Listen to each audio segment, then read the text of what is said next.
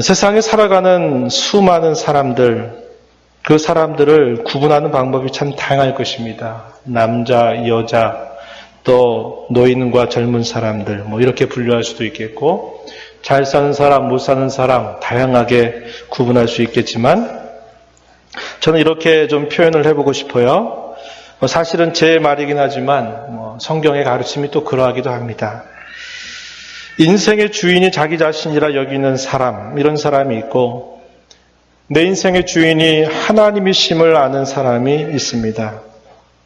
인생의 주인이 자기 자신이라 여기는 사람은 자기가 굳이 무엇을 위해서 살아야 하는지에 대해서 다른 사람에게 강요받기를 싫어하죠. 또 그럴 이유도 없습니다.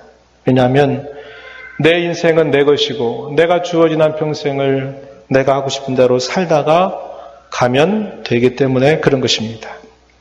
그저 자기가 하고 싶어하는 것을 하며 사는 것을 굳이 목적이라면 목적이라고 여길 것입니다. 하지만 오늘 이 자리에 함께 하고 있는 저와 여러분 모두 인생의 주인이 하나님이심을 아는 사람들이죠. 그러한 사람들은 자기에게 부여된 신분이 있는 겁니다. 신분이 있고 그 신분에 걸맞는 부여된 걸어가야 할 길이 있다라는 사실을 아는 겁니다. 부여된 길, 가야 할 길, 이걸 두고 다른 말로 사명이라 이렇게 부를 수 있습니다. 사명이라 이렇게 말하면 꼭 어떤 목회자나 어떤 특별한 일들을 부여받은 사람에게만 있는 것, 이렇게 생각하면 나하고 사명 무슨 상관인가? 교회 가운데서 직분을 받은 사람은 그래도 교회 가운데 해야 될 일이 있으니까 그 직분에 따라 할 일이 있으니까 그걸 사명이다. 이렇게 생각할 수 있겠지만 신앙의 걸음 시작한 지 얼마 안 되셨다든지 교회 가운데 어떤 직분이 없는 그런 분들은 나는 굳이 사명이라고 말하지 그런 게 없다. 이런 생각을 할런지 모르겠어요. 그러나 사명이라는 말을 거창스럽게 아주 거추장스럽게 얘기하면 그렇게 말할 수 있겠지만 그러나 우리가 구원받은 자로서 우리에게 새롭게 가야 할 삶의 방향이 주어지고 가야 할 길이 주어진다. 그럴 때 이것을 곧 삶의 목표점이다 혹은 목적이다 이렇게 말할 수도 있지만 이걸 두고 달리 사명이다 이렇게 부르는 것도 괜찮습니다. 사명이라고 하는 말의 사전적인 뜻을 찾아보니까 이런 표현이 있어요. 사신이나 사절이 받은 명령 혹은 맡겨진 임무, 이것을 두고 사명이라 이렇게 사전적으로는 알려주고 있습니다. 오늘 저와 여러분이 함께 읽은 성경에서는 사명이란 말이 표현되는데 다른 말로 뭐라고 표현되냐면 24절에 보니까 내가 달려갈 길 이렇게 표현했습니다. 바울 사도의 말입니다. 내가 달려갈 길, 내가 가야 될 길, 그 길을 두고 사명이라고 이렇게 표현한 것입니다. 저와 여러분도 그저 목적 없이 그저 방황하다가 이 땅의 삶을 마치고 죽으면 천당 간다 이렇게 살아갈 사람들이 아닙니다. 저와 여러분을 구원하신 하나님은 저와 여러분을 향한 기대가 있고 우리의 바꿔주신 신분에 따라서 우리가 가야 할 길이 있다라는 것을 우리에게 알려주신 겁니다. 그걸 사명이라고 부를 수 있다 이 말입니다. 바울 사도는 이렇게 표현한 바가 있습니다. 고린도전서 9장 26절 말씀에 나는 다름질하기를 향방 없는 것 같이 아니하고 싸우기를 허공을 치는 것 같이 아니한다 이런 말을 썼습니다. 향방 말이 좀 어렵죠? 우리말은 거꾸로 돌리면 똑같은 뜻을 가진 말이 참 많습니다. 방향이라고 이야기하시면 돼요. 방향. 다름질을 하는데 내가 가야 할 그 목표점, 결승선이 없이 무조건 달려간다면 어떻게 되겠나요? 싸우는 전쟁터에서 칼을 들고 서로를 그 급소를 찌르고 정확하게 해야 되는데 그냥 허공을 향해서 칼을 휘두르고 한다면 어떻게 그 싸움에서 승리할 수 있겠나요? 그럴 수 없는 것이죠. 그래서 바울 사도는 경기장에서 달리는 선수 그리고 싸우는 그런 군사의 그 이야기를 통해서 나는 분명한 방향을 가지고 살고 나는 허망하고 허공을 치는 것과 같은 그러한 삶을 살지 않기를 나는 다짐하고 다짐한다. 이렇게 자신의 삶에 대해서 이야기한 바가 있는 것입니다. 오늘 우리가 읽은 본문의 말씀은 우리가 많이 들어봤던 말씀이고 기억하는 말씀일 겁니다. 바울 사도가 세 번째 전도 여행을 마치고 나서 급하게 예루살렘으로 돌아가려고 길을 서두르는 중에 그가 밀레도라고 하는 섬, 에베소에서 그지 멀지 않은 곳에 있는 그곳에 이 밀레도라고 하는 섬에서 에베소 교회를 섬겨가게 될 교회 지도자들, 감독들을 불러서 그곳에 만나서 마지막으로 고별과 같은 이야기, 그들에게 당부하고 싶은 말을 가슴의 소리로 그들에게 전달하는 그 내용, 그것이 오늘 우리가 읽은 이 본문 속에 표현되고 있습니다.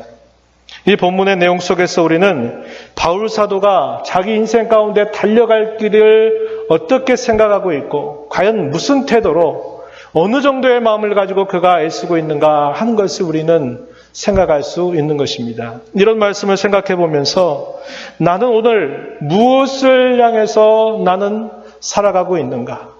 나는 무엇을 내 삶의 방향과 목적으로 두고 살아가고 있는가 하는 문제를 다시 한번 하나님 앞에서 점검하고 새롭게 되기를 진심으로 바랍니다. 바울 사도는 세 번째 전도여행을 마치고 예루살렘으로 급하게 서두릅니다. 왜냐하면 유대인의 명절 오순절이 되기 전에 예루살렘에 도착하고 싶어하는 그의 열망이 있기 때문이었어요. 이렇게 그가 예루살렘으로 가고자 하는 데에는 크게 두 가지 정도의 생각을 우리가 나눠볼 수 있겠는데, 하나는 뭐냐면 예루살렘 교회에 그가 세 번째 전도 여행을 하면서 있었던 하나님의 역사를 예루살렘 교회에 보고하고, 예루살렘 교회가 어려움에 처했다라고 하는 소식을 듣고 이방에 있는 여러 교회들이 복음에 빚진 마음으로 힘에 지나도록 구제 연보를 한 것들, 구제연금을 한 것을 사도와 그의 일행들이 모아서 예루살렘에 있는 어려움 가운데 있는 성도들을 전달하려고 하는 뜻이 하나 있었다라는 것입니다. 사도행전 24장 17절 말씀에 보면 이런 표현을 합니다. 여러 해 만에 내가 내 민족을 구제할 것과 재물을 가지고 와서, 이런 표현을 하죠. 내 민족을 구제할 것과 재물을 가지고 왔다. 이방에 있는 교회들이 복음에 빚진 줄 알고 예루살렘 교회가 어렵다라는 말을 듣고는 자기의 쓸 것들을 다 아껴서 그 어려움에 있는 성도들을 돌아보고자 하는 그 성도들의 사랑의 마음, 그 구제 연보를 가지고 전달하려고 하는 사도의 마음이 있었음을 볼 수 있습니다. 또 하나는 뭐냐? 그는 예루살렘을 가고 난 다음에 마침내 로마를 가고 싶어하는 그의 계획 때문이었습니다. 그래서 그는 예루살렘으로 올라갈 계획을 세우게 되죠. 사도행전 23장 11절 말씀에 보면은 이런 말씀을 우리가 읽는데요. 그날 밤에 주께서 바울 곁에 서서 이르시되 담대하라. 내가 예루살렘에서 나의 일을 증언한 것 같이 로마에서도 증언하여야 하리라. 부활하신 주님이 바울에게 나타나서 어려움 가운데 처해져 있는 바울을 독려하면서 그에게 힘을 북돋아 주시면서 너는 이 예루살렘에서뿐만 아니라 마침내 로마에 가서도 나를 증언하여야 될 것이다. 이런 말씀을 하셨습니다. 사도행전 19장 21절 말씀에 보면 바울 사도가 이 예루살렘으로 가려고 하는 결정을 했다는 걸 우리가 또다시 확인해 볼 수 있는데요.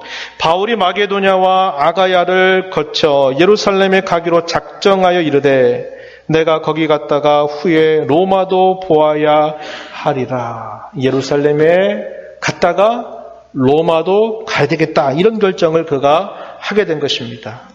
세 번째 전도 여행을 마칠 즈음에 그가 했던 계획이고 결심이었습니다.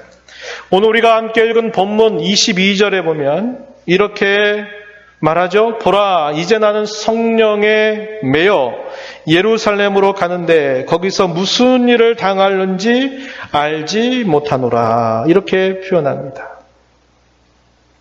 바울 사도는 이 예루살렘으로 가겠다고 하는 결정을 내린 것이죠. 그런데 예루살렘으로 가지 말라라고 하는 만류, 지금은 때가 아닙니다, 가지 마십시오 라고 말하는 그것이 3차례나 있었다라는 것입니다.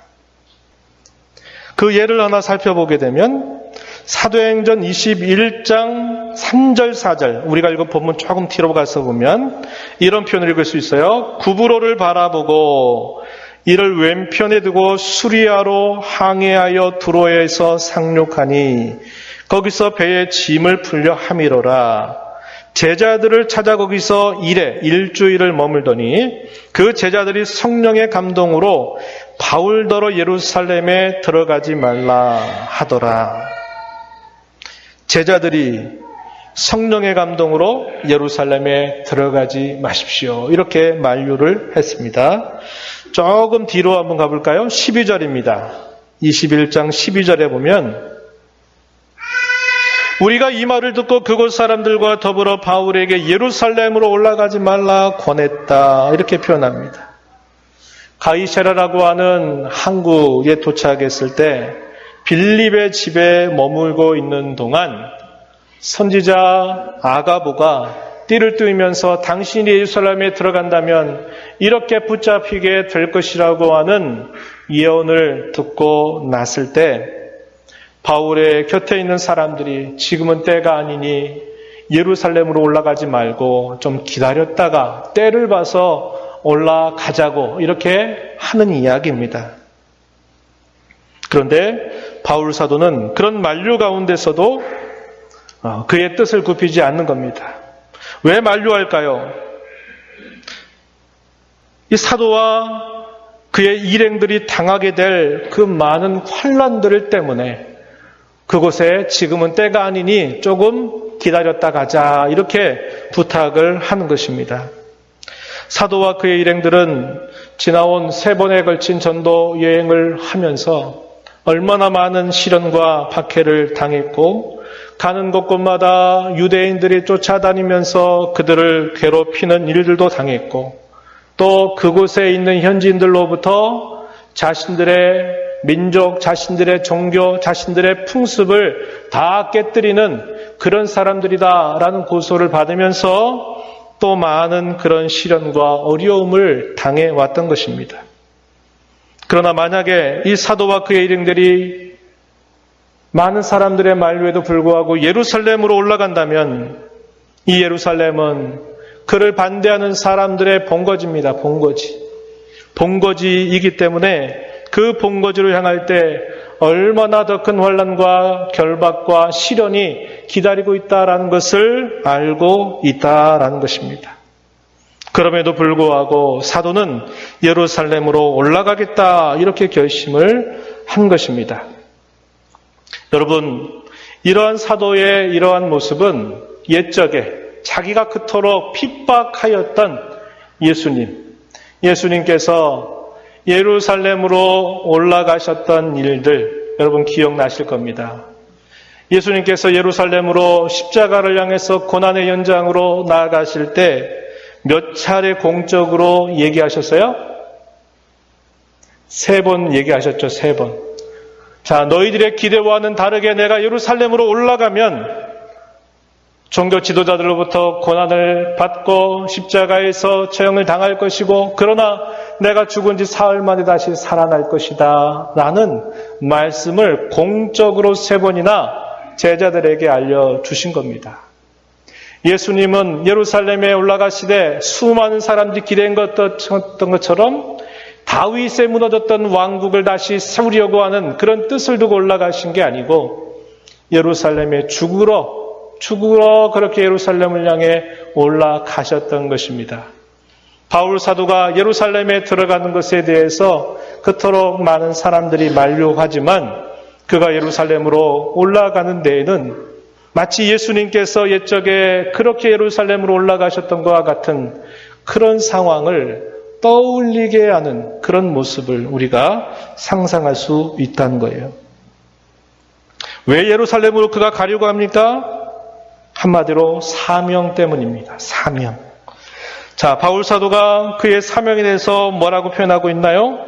본문 24절 말씀에 내가 달려갈 길 이렇게 표현했죠. 아까 우리가 확인했던 것처럼 내가 가야 할 길, 내 생에 다하도록 내가 달려가야 할 길이다 이렇게 비유적으로 얘기했고요.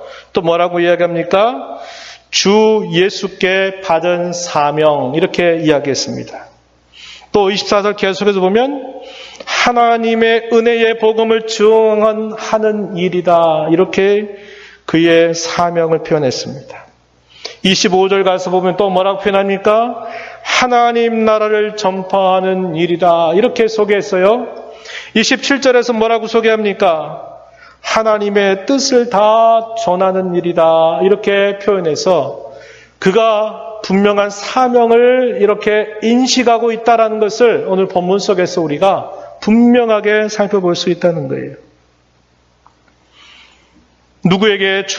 누구에게서 주어진 사명이라고 이야기합니까? 24절에 보니까 주 예수께 받은 사명. 그 사명을 누가 주셨느냐? 주 예수 그리스도께서 자기에게 주신 것이다. 이렇게 말하고 있는 겁니다. 주 예수 그리스도 그분이 어떤 분이신가요? 그분은 죄에 팔려서 영원한 형벌만을 기다릴 수밖에 없었던 인생들을 자신의 생명을 대신 지불해서 사내신 분입니다. 그래서 바울 사도는 주님이 나를 위해서 사셨으니 이제는 내가 주님 위해서 내 생을 살리라 이렇게 결단을 하고는 그는 내게 이러한 사명을 주신 분이 주 예수 그리스도니 나는 이 사명을 부여잡고 나는 예루살렘으로 가련다 이런 태도를 취하고 있는 것입니다. 그 내용이 무엇입니까? 내용으로 말하면 어떻게 소개해요? 은혜의 복음이다 이렇게 24절에서 표현했습니다. 은혜의 복음. 또 뭐라고 표현했나요? 하나님의 나라와 그분의 뜻이라고 그 내용을 표현하고 있는 겁니다. 파송자가 주님이신데 어떤 내용을 가지고 그를 파송하셨느냐라고 했을 때 은혜의 복음을 위해서 하나님의 나라와 그분의 뜻을 위해서 주님이 자신을 사명자로 내보내셨다라는 것을 그가 분명하게 알고 있는 겁니다. 여러분 잘 아시는 것처럼 바울 사도는 처음부터 이 복음을 알았던 사람이 아니에요.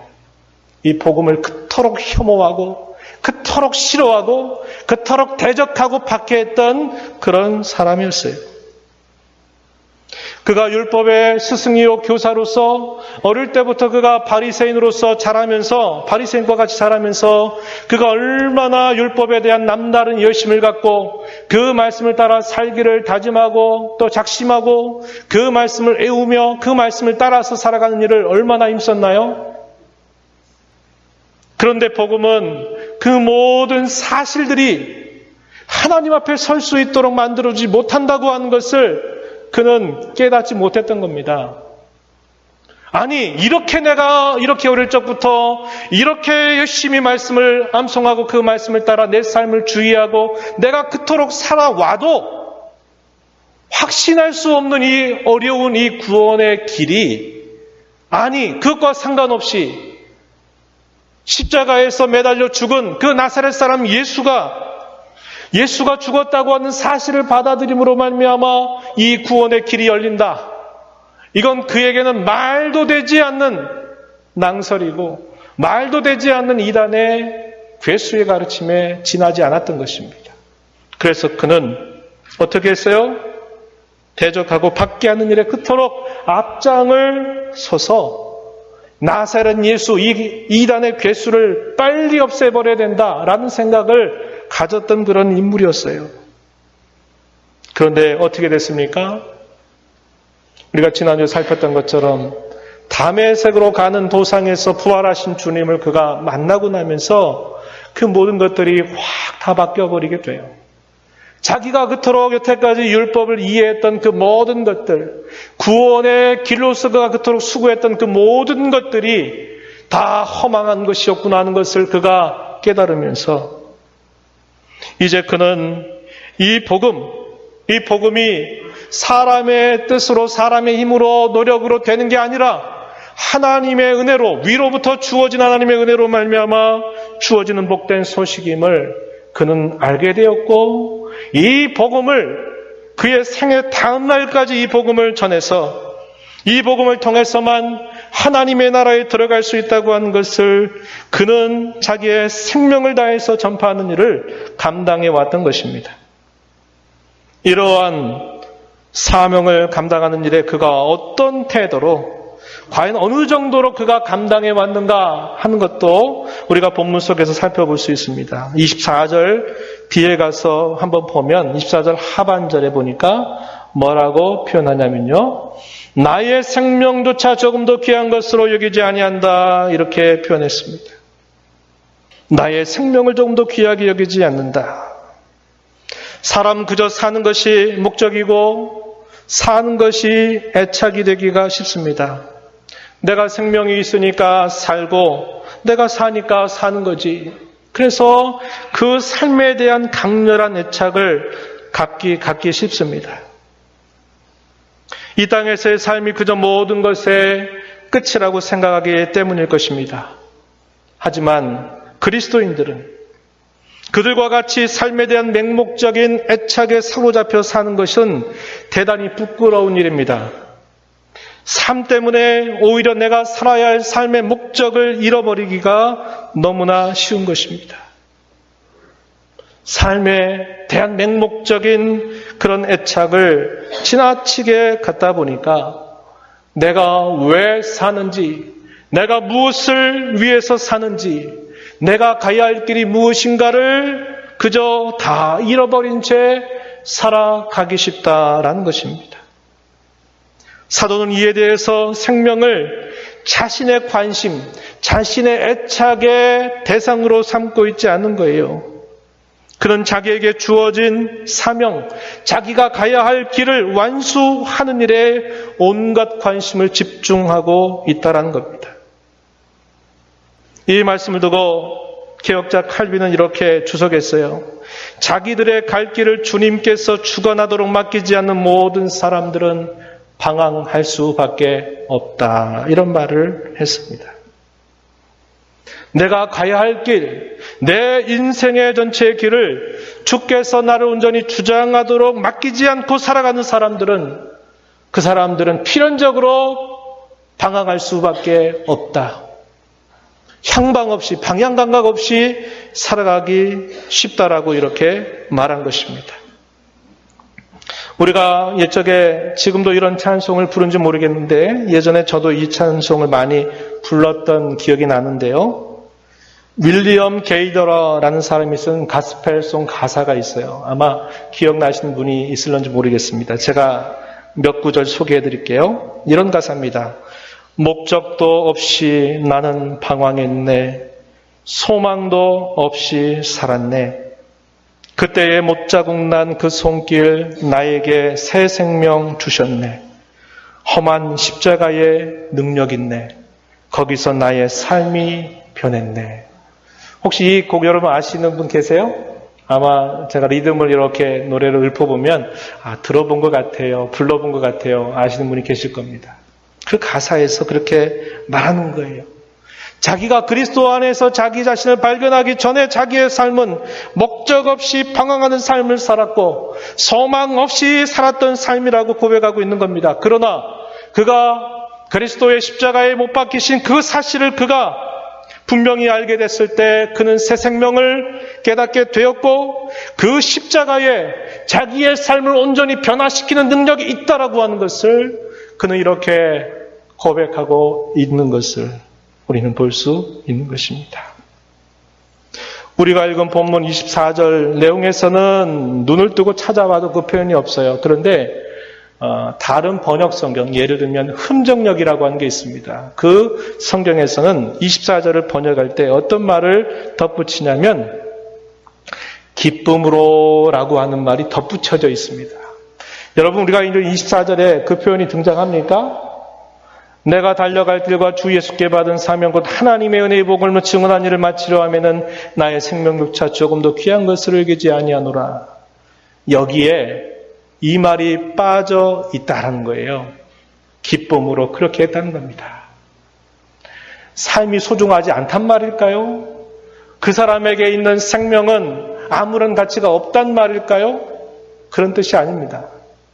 그에게 있는 그 생명이 부지하고 있는 그 모든 순간은 어떻다는 거예요? 기쁨으로. 나는 주 예수께서 내게 가라고 하여 주신 그 길, 내게 은혜의 복음을 증거하라고 하신 그 일, 하나님의 나라를 전파하고 그분의 뜻을 다 전하는 그 일에 내 모든 것을 거기에다 집중한다라는 것을 이렇게 표현하고 있는 말이 되는 것입니다.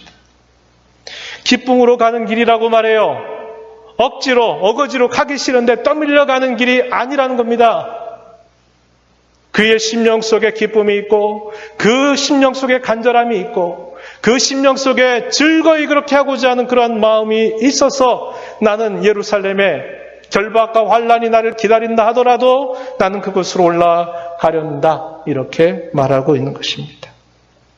어느 정도로 그애는 감당하고 있습니까? 26절 말씀해 보니까 이렇게 말했어요. 두 가지로 정리할 수 있는데 하나는 뭐냐면 모든 사람의 피에 대하여 내가 깨끗할 정도로 나는 감당한다 그랬습니다. 대충 조금 하다가 그냥 대충 이렇게 눈도장 찍고 끝내는 그런 자세가 아니고 모든 사람의 피에 대해 내가 깨끗할 정도로 그렇게 한다 이야기합니다. 이 표현은 여러분 에스겔서의 말씀을 떠올리게 하는 말이에요. 에스겔서 3장 17절로 19절 말씀에 보면 이런 말씀이 있어요. 인자야 선지자 에스겔을 부르는 말씀입니다. 내가 너를 이스라엘 족속의 파수꾼으로 세웠으니 너는 내 입의 말을 듣고 나를 대신하여 그들을 깨우치라. 가령 내가 악인에게 말하기를 너는 꼭 죽으리라 할 때에 내가 깨우치지 아니하거나 말로 악인에게 일러서 그의 악한 길을 떠나 생명을 구원하게 하지 아니하면 그 악인은 그의 죄악 중에서 죽으려니와 내가 그의 핏값을 네 손에서 찾을 것이고 네가 악인을 깨우치되 그가 그의 악한 마음과 악한 행위에서 돌이키지 아니하면 그는 그의 죄악 중에서 죽으려니와 너는 네 생명을 보존하리라. 이런 말씀을 전한 바 있습니다. 바울 사도는 이 말씀을 떠올리면서 내가 모든 사람의 피에 대하여 내가 깨끗할 정도로 이렇게 이 사명을 감당했다라고 이렇게 말하고 있는 겁니다. 에베소 지역에서 3년이라고 하는 그가 선교지를 갔을 때 가장 긴 시간 동안 두란노 소원이라고 하는 곳에서 그가 매일마다 하나님의 말씀을 강론하고 하나님 나라의 복음을 전하는 일들을 하니까 그 당시에 아시아의 그 지역의 넓은 사람들이 소문의 소문을 듣고 이 바울이 전하는 그 말이 무슨 말인가 듣지 않은 사람이 없을 정도로 다 이 복음을 전했다고 성경이 가르쳐 주고 있어요. 두 번째는 어느 정도로 또 표현하냐 27절에 보니까 꺼리지 않고 하나님의 뜻을 다 전할 정도로 그가 감당했다고 표현합니다.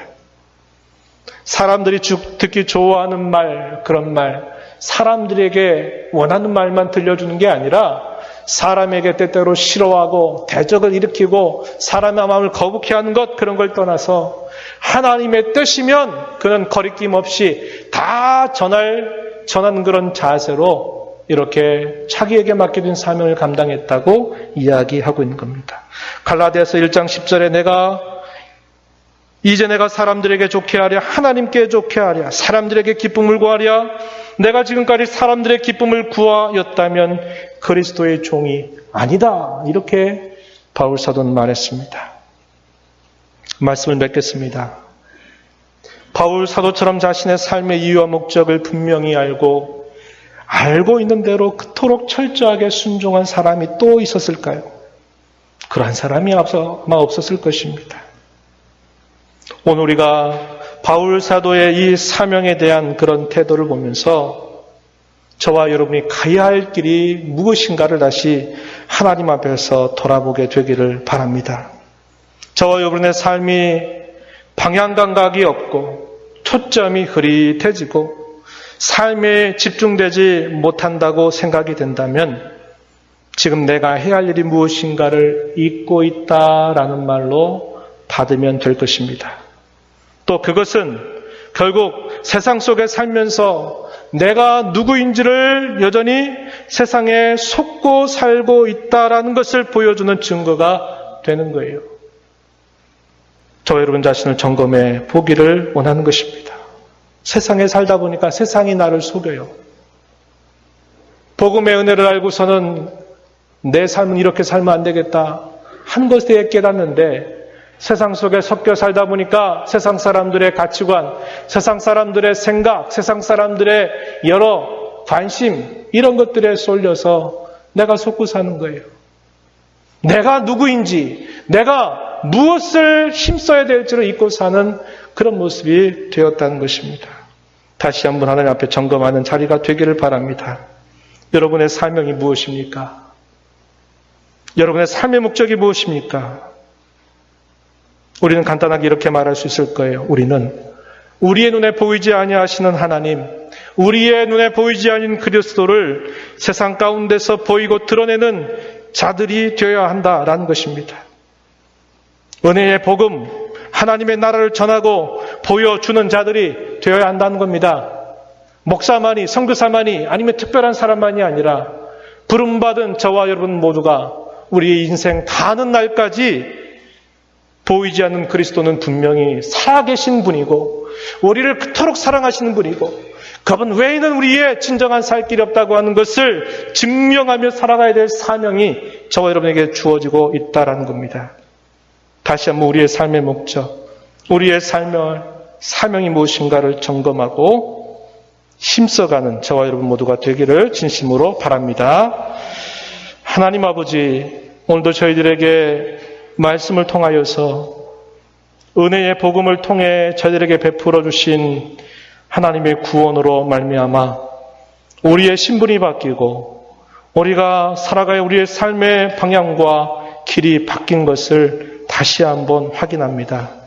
세상에 많은 사람들과 섞여 살면서 내가 누구인가를 잊어버리고 섞고 살아왔던 저희들의 연약함과 부족함을 불쌍히 여겨주시고 이제 저희들의 마음을 새롭게 하셔서 이 땅에 우리가 살아가는 삶의 이유와 목적, 우리의 본분이 무엇인가를 회복해서 남은 생애 동안 주의 영광 위하여 살아가는 저희 모두가 되게 해주시옵소서.